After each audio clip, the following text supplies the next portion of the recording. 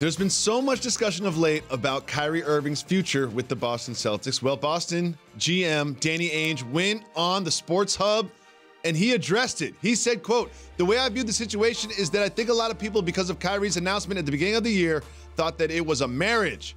And I think it's more like an engagement. And we're going to get married on July 1st.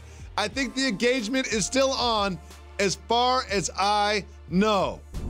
Okay, is this someone who truly believes Kyrie is going to stay with the Celtics, just telling that to the world? Or is this someone trying to manage the message and tell his fans that as far as I'm concerned, Kyrie's going to stay with us long term? Danny Ainge has done such a magnificent job as the general manager of the Boston Celtics by fleecing other GMs across the league that he currently has the assets to trade for Anthony Davis, but can't because he has Kyrie Irving. Okay. How about that?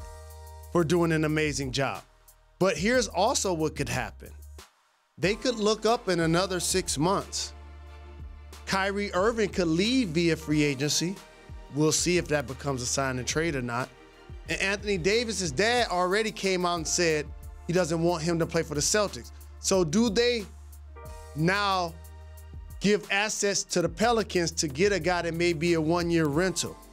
For him now to go on wax, what that shows me, feeling a little pressure. So you think he's saying know. this? He's saying this just to kind of calm the Boston Celtics faithful, or do you think he's saying this because he truly believes Kyrie's going to stay? He's saying this to calm the Boston Celtics faithful because he doesn't know what Kyrie gonna do.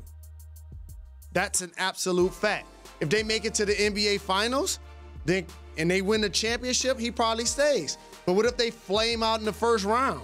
I feel like Kyrie and Kawhi both will make their decisions after they see how far their respective teams went in the playoffs. And I think that if either of those teams bounce in the second round, those players are gone. If they go to the NBA Finals and give the Warriors a run, those players will stay.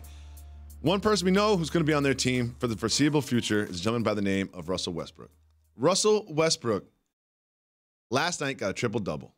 It is his 8th straight triple-double. Jalen Rose, the last 8 times he put on his sneakers, he got a triple-double. And people don't even talk about it that much.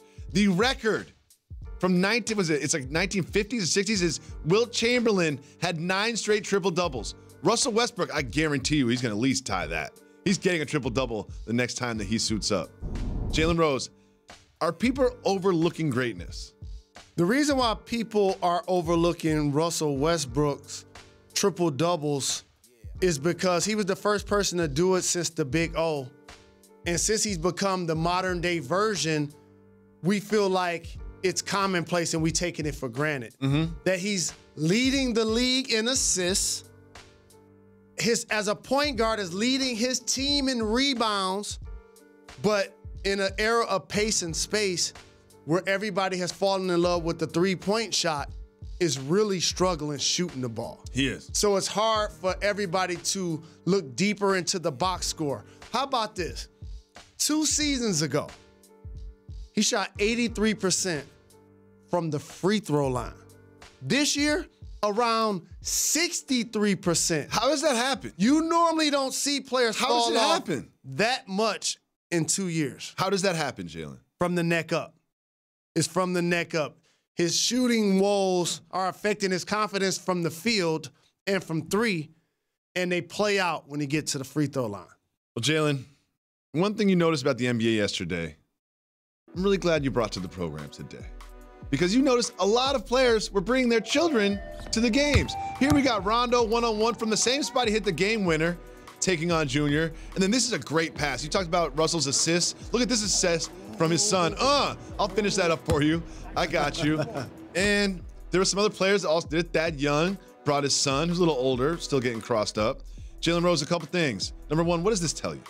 What this tells me is that the NBA has allowed its players more access with their family and friends. Somebody that's been in the league a long time, things used to be a lot more restricted. People used to question whether it was a good or bad thing for the game if Allen Iverson brought his kids to the podium. So I appreciate NBA players being dads. It's awesome to see.